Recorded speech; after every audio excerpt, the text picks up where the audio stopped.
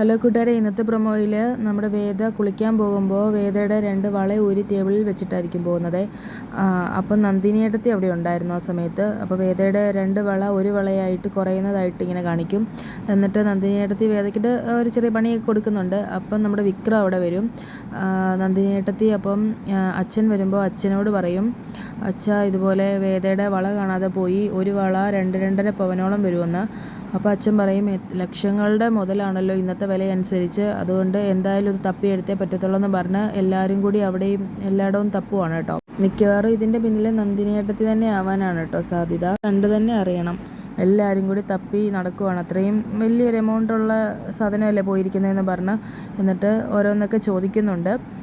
വിക്രമും എല്ലാവരും കൂടി ആയിട്ടാണ് നോക്കുന്നത്. എല്ലാവരും വേദയോടൊക്കെ ചോദിക്കുന്നുണ്ട്. പക്ഷേ ഇതിൻ്റെ പുറകിൽ നന്ദിനിയേട്ടത്തി തന്നെ ആയിരിക്കും കേട്ടോ.